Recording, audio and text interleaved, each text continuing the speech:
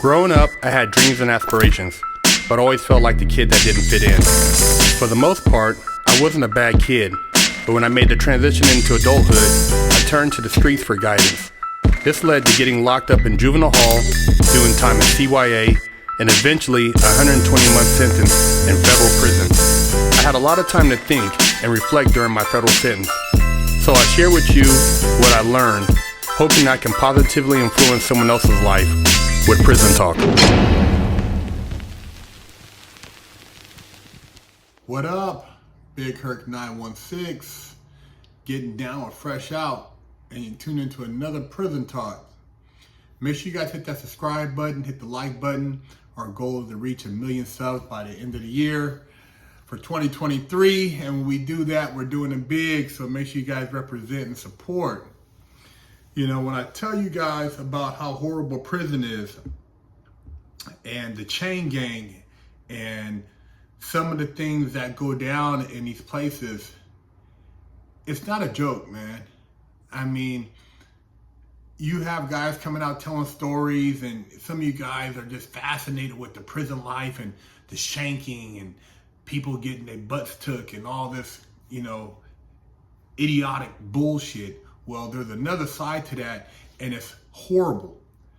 It's horrible, man, and the conditions in some of these places are beyond what a human being should have to go through. And the thing is that when you're in there, you're treated subhuman. They don't discriminate depending on what you did or if you maybe got falsely convicted. They don't care. You're in there, you're one of them. And that's how it is. You're on one side, and the guards and the warden are on another side. And ain't no mixing. You're not over here. If you're over here talking too much to the guards, you must be hot. And if a guard is hanging out too much with the inmates, there's something going on over there. So it's a clear divide, and it's the most unhuman experience you can think of. And Alabama is one of those places at the top of the list, man. Down south, it's just crazy. And even, you know, California is crazy.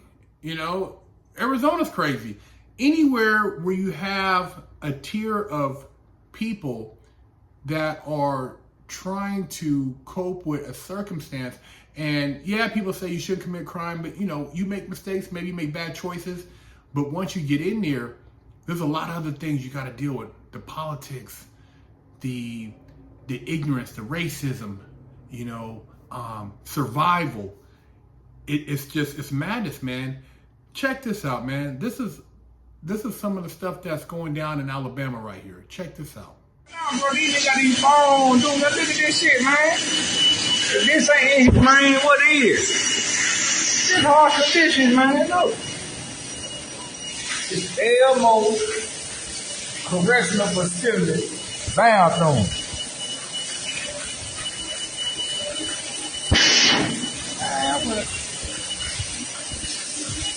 Elmo Correctional Facility bathroom.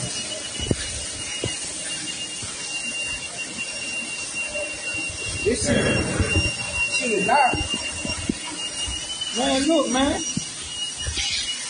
Hell nah, man. This shit ain't what's up, man. Look at this shit, man. I'm about to send it to him on my mom. Now, you see that shit, man? You see that shit, man? That right there is, man, that's the closest you can get right there to slavery, man. And don't nobody care, man.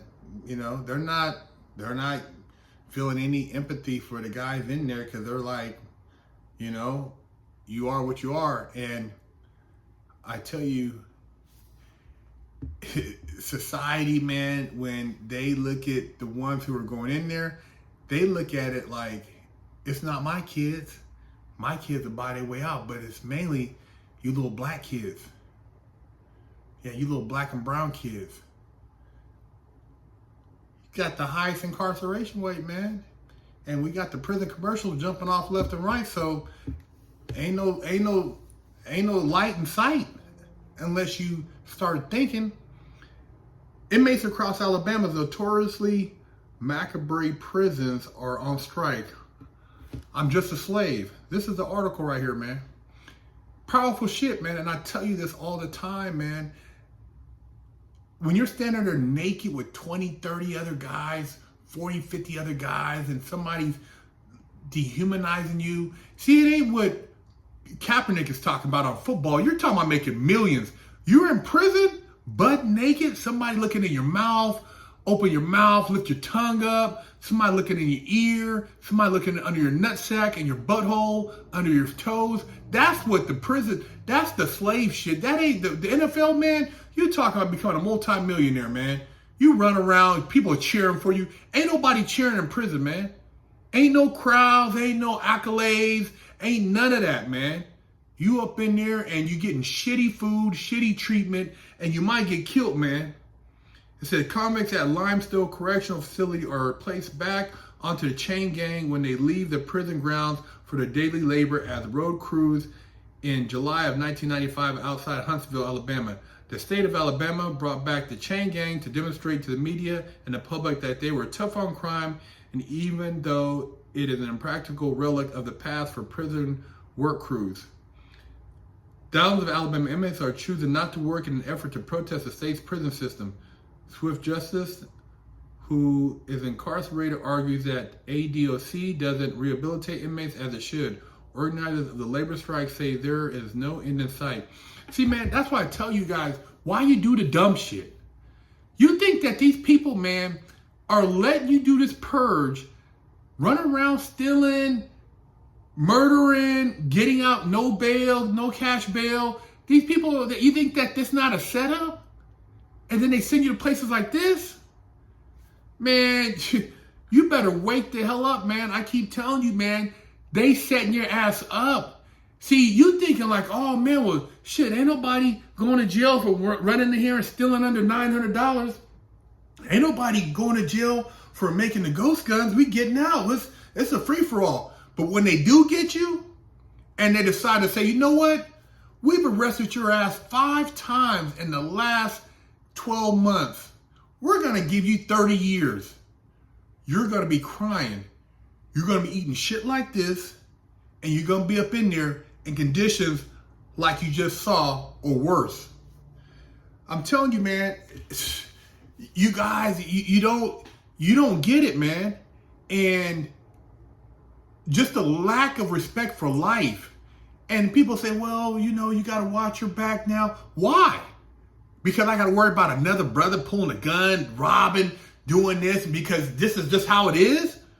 It's just like, you know, whatever, you know, you're sober. You should have came over here, bro. I'm just going to have to rob you and take your shit. Is that normal? Have we normalized that? Black in the wrong place. Dude, you had it coming. You had that pretty watch on and that necklace, so you got out of a nice car. You're black. You shouldn't have none of that stuff, and you shouldn't be over here. You should have checked in. That's how ignorant it's become, man. And you wonder why they let places like this exist. They're looking at you guys as straight trash. That's how they look at you. They're divided up right now. Those who are and those who aren't. And I'm telling you, man, in another 20 years, man, it won't even be 20 years. The second generation of kids being born under parental guidance that's not really any guidance, it's just wilding out, and they seeing this, man, and you breeding the second generation of this, dude. They're gonna be stacking you up in these prisons, man. It's gonna be all out Thunderdome, straight Thunderdome. People whose minds is gone from having used drugs, people who are just it's like it's not even humanoids, you know. It's just gonna be zombie apocalypse up in there. These people have no chance of rehabilitation. This is McGee told Insider. She said it's more likely inmates would wind up in a body bag than get out the system, because Alabama Department of Corrections, no matter what your sentence is, has become a death sentence automatically. These people have no chance of doing anything, and they've given up.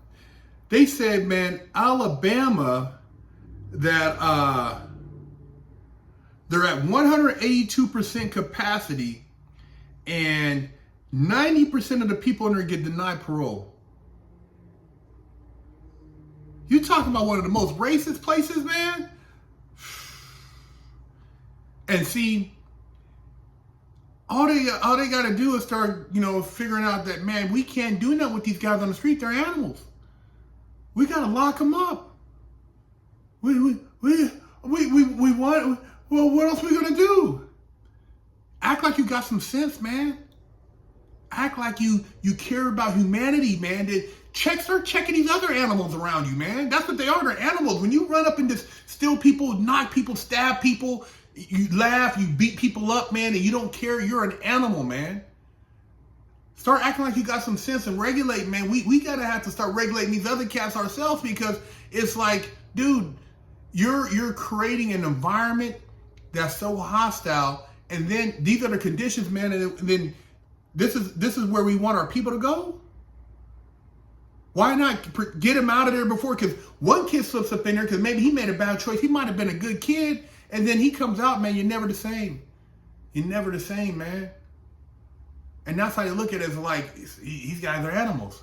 They don't care. They don't even look at us no more. I remember, man, when they walk by and they look at you for count, and they look, it's like, it's a look in their eyes. It's like, you're not even real, man.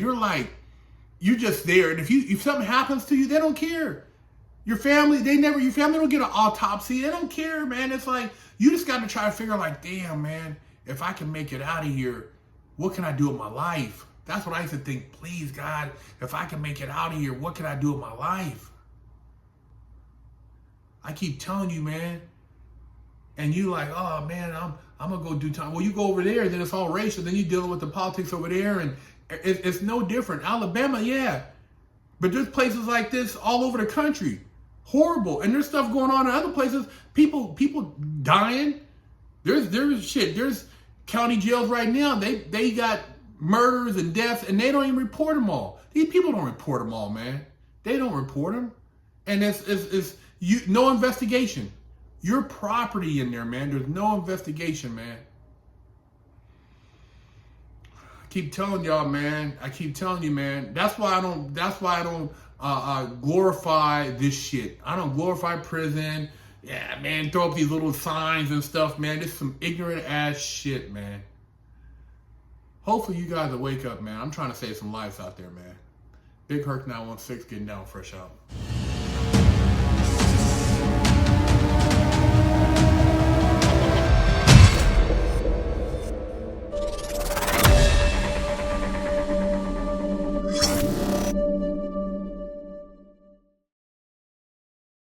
I'm Big Herc, and I have over a decade of experience in the prison system. Yeah, I've done a lot of time, made a lot of stupid mistakes, but that's why I'm here with you today, educating you on the Mastermind program by Fresh Out. See, they don't give you a manual when you go to jail on how to survive. They don't tell you how to go take a shower, where to sit at when you go to chow, what to do when you have mail call, how to handle your commissary. See, we cover that and a multitude of other topics that are very important, because if you do the wrong thing, you can get your damn wig split.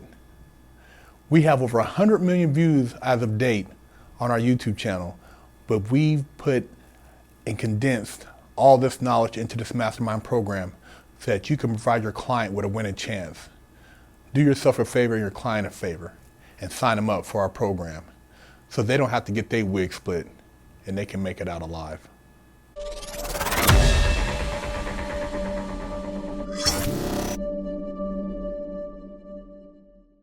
Stop walking around with a crusty butt, smelly ball sack, and a funky hoo-ha.